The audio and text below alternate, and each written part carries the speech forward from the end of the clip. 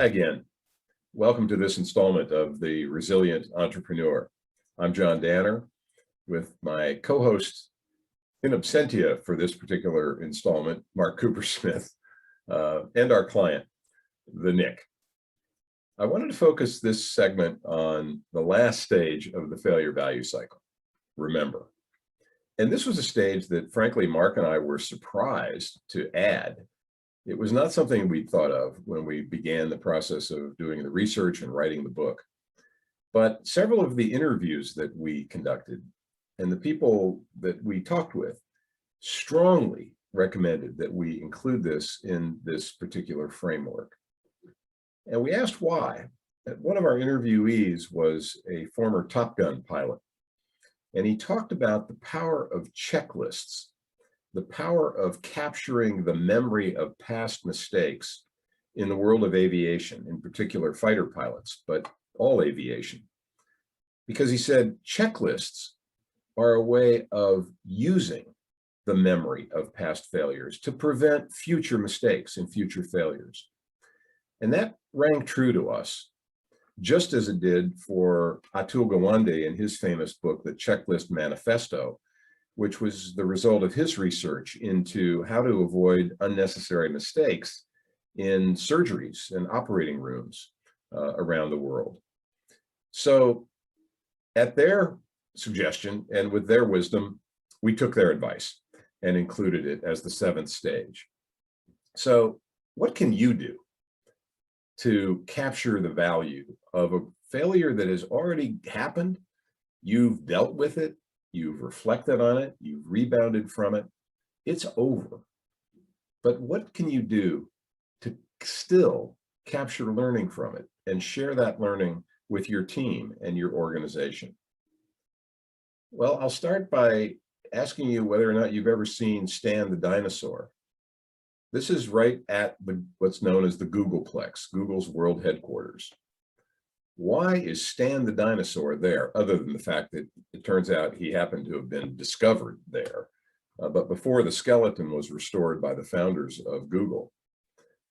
What's the significance of having a dinosaur in the headquarters of one of the most valuable companies in the world? It's the message of memory. It's the message that the folks that founded Google want every person who works for Google to remember every single day. And that is that Google too can become extinct if it doesn't continue to innovate, if it doesn't continue to try new things, if it doesn't learn from its failures. And you see those nice buildings in the background behind Stan? That building is also a reminder, because it used to be the world headquarters of a company called Silicon Graphics, which didn't survive, which did become fundamentally extinct. And it was Google that inherited those headquarters as the beginning of their Googleplex. So there's a powerful message about the importance of innovation, of experimentation, and of learning from failure in order to avoid major mistakes and stay current with the market, particularly one that is fast moving and competitive. So your role in this particular stage is really one of a storyteller, a proud storyteller. Because if your team, if your organization, if your business has done a good job of dealing with failures in the past, of learning from them, of building success, maybe out of the ashes of prior failures, you have some powerful stories, some stories to share with your current employees, some stories that might actually help you recruit new members to your team, as well as basically build credibility with your customers, because it demonstrates the resilience that your venture has established. You can do it through the questions you ask, the stories you tell, the words you use, and maybe even, like Stan the Dinosaur, the relics, the memories that you keep visible, even though they may have happened months ago or maybe even years ago. Want another example? Go to Seattle. Go to the headquarters of Amazon. another of the world's most valuable companies today. And you'll see this skeleton.